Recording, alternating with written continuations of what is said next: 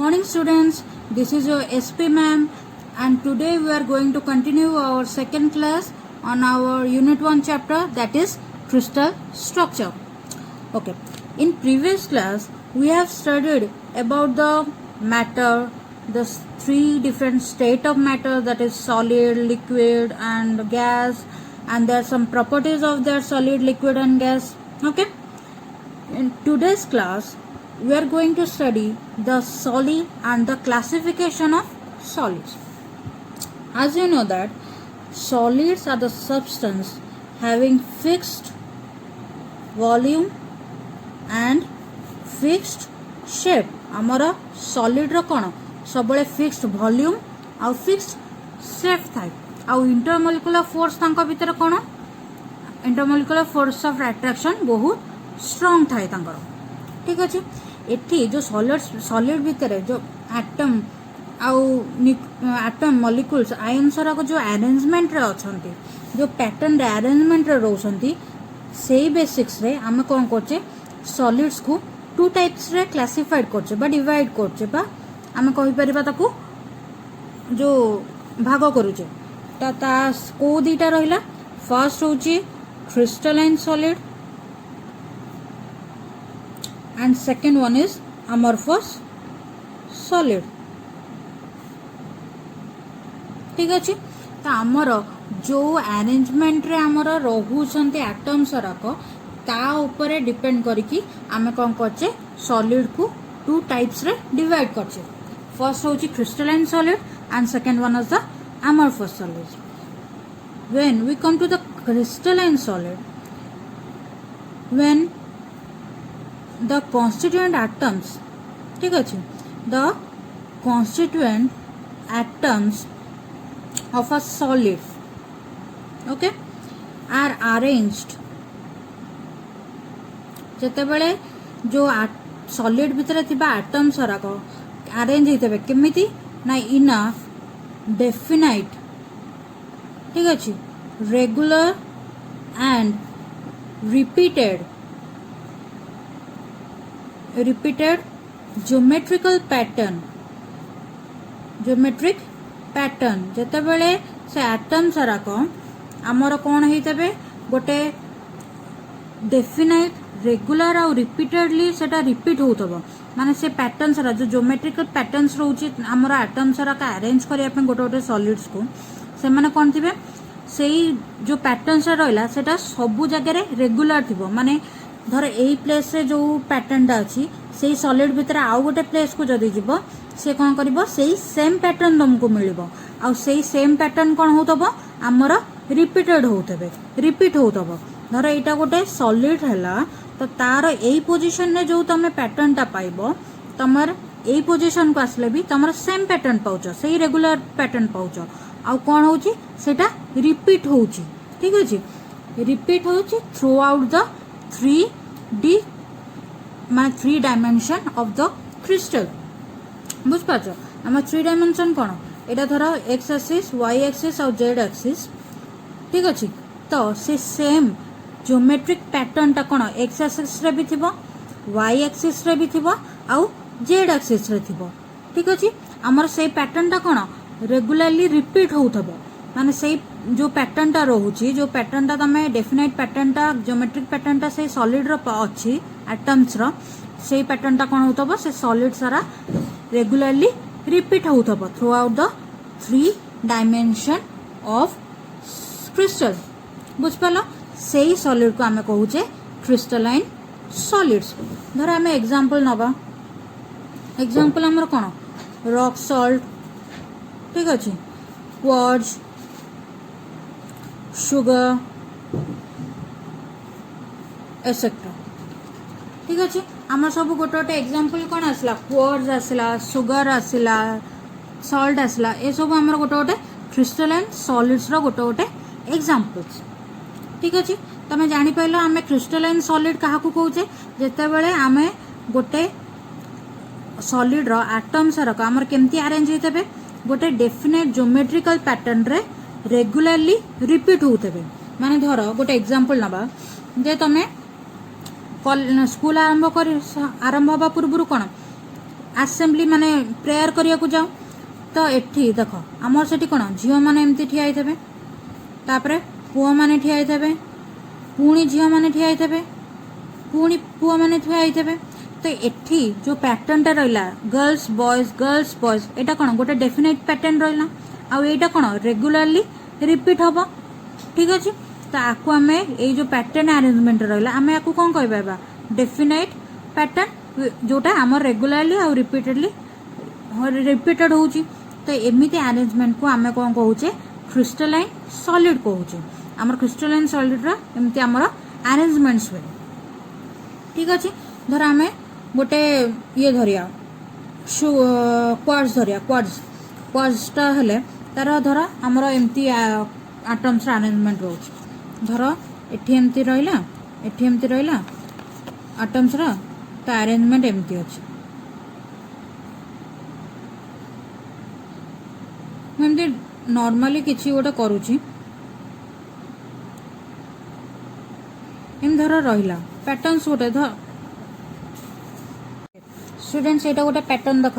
धर ये जो पैटर्न टा रहिला एटा कोन गोटे रेगुलर बा डेफिनेट पैटर्न रोची जोटा रेगुलरली रिपीट होउची कि नहीं तो एठी देख ए धर ए पैटर्न टा एठी जो पैटर्न टा अछि ए जगह रे भी सही पैटर्न टा अछि ए जगह रे भी सही पैटर्न टा अछि तो हमर क्रिस्टलाइन सॉलिड रो कोन गोटे डेफिनेट ज्योमेट्रिक पैटर्न रहइबो जोटा रेगुलरली रिपीट होउथबे बुझ पालो एबे तार प्रॉपर्टीज देखिए प्रॉपर्टीज ऑफ crystalline solids अच्छा first property that the atoms and ions or molecules which are present inside the crystalline solids are arranged in definite regular pattern जोटा मु पूर्वरु बुझेइची जे हमर कोन होउची हमर जो atoms ions बा molecules रहउछंती crystalline solids भितरे से माने कोन गोटे definite regular patterns रे रहउछंती गोटे ज्योमेट्रिक पैटर्न रे रहउछंती बुझ पाइलो एठी जेंति गोटे पैटर्न रहला एठी गोटे पैटर्न रहला एठी कोन गोटे definite geometric pattern through out the crystalline solid हमर कोन पूरा क्रिस्टलाइन सॉलिड जो जगह भी देखबो सेही सेम पैटर्न तुमको मिलिबो बुझ पाइलो एटा कोन हमर डेफिनेट रेगुलर ज्योमेट्रिक पैटर्न ठीक अछि एटा हमर फर्स्ट प्रॉपर्टी बुझ पाइलो सेकेंड प्रॉपर्टी होची आर गोटे डेफिनाइट ज्योमेट्रिक शेप भी रुए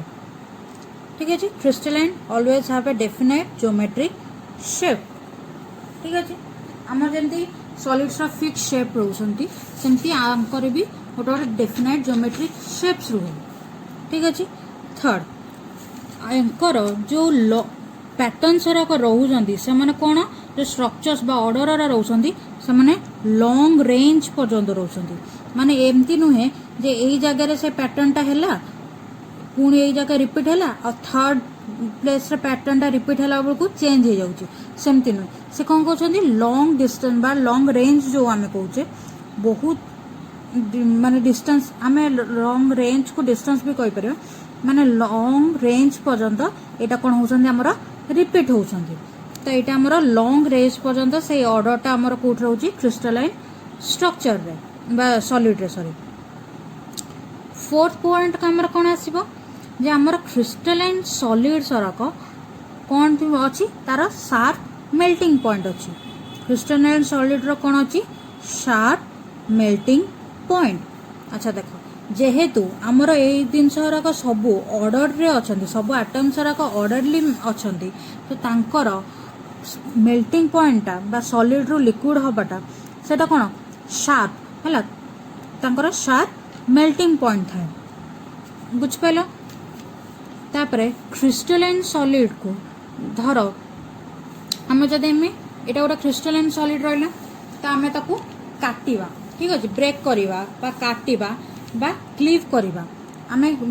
ब्रेक करिया को क्लीविंग भी कहू ठीक अछि जदि आमे ताकू ब्रेक करिया धर एई पटु गोटे स्ट्रेस देले आउ एपटु गोटे स्ट्रेस देले सी कोन करिवो गोटे क्लीन सरफेस से ब्रेक करिवो केबे हेले इरेगुलर ब्रेकेज तार हुए ना माने धर तुम एपटु स्ट्रेस देलो ठीक अछि आउ एपटु स्ट्रेस देलो ए सॉलिड को तो से कोन करिवो एम्ति गोटे क्लीन सरफेस रे ब्रेक हो ठीक अच्छे माने एमती इरेगुलर है एमती जो इरेगुलर ब्रेकेज हुए से इरेगुलर ब्रेकेज केबे हेले हम ना आम क्रिस्टलाइन सॉलिड सराक सब कौन हुए गोटे नाइफ रे काट बा क्लीविंग कला परे गोटे क्लीन सरफेस दिए तार इरेगुलर ब्रेकेज हुए ना यहाँ आमर गला कौन फिफ्थ पॉइंट क्लीन सरफेस हमको प्रोवाइड करची क्लीविंग परे क्लीविंग रा माने मन रख क्लीविंग होची ब्रेक करवा ठीक अच्छे सेकेंड सिक्स पॉइंट होची जे आमर क्रिस्टलाइन सॉलिड सराक है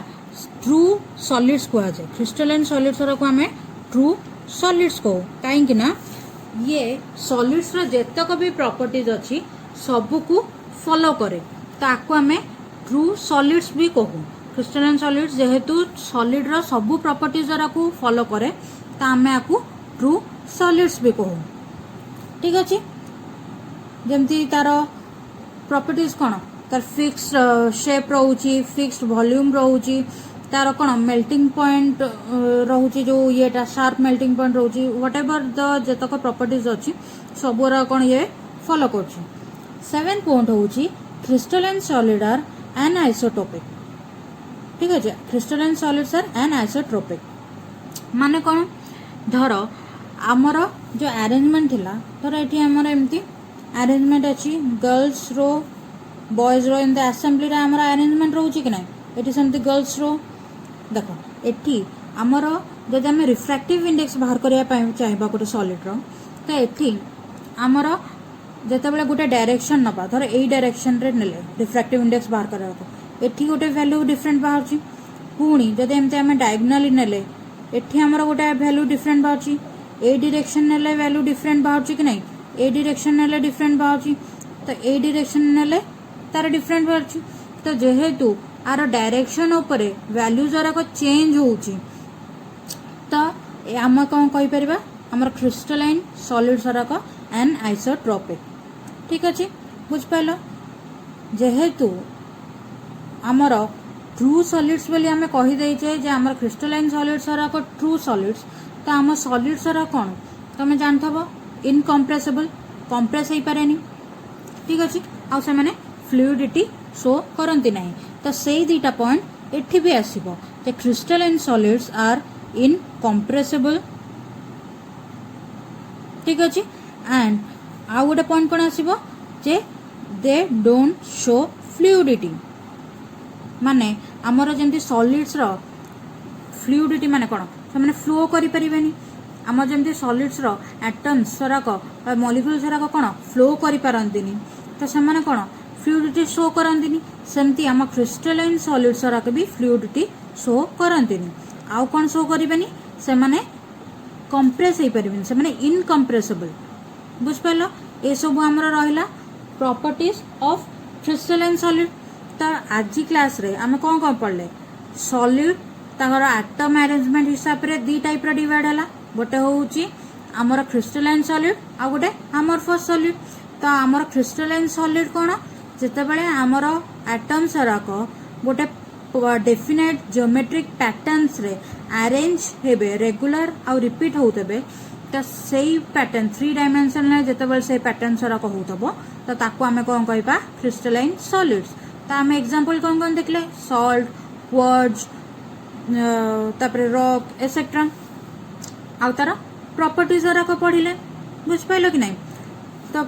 आज क्लास पे एतिकी रहू थाउ आमे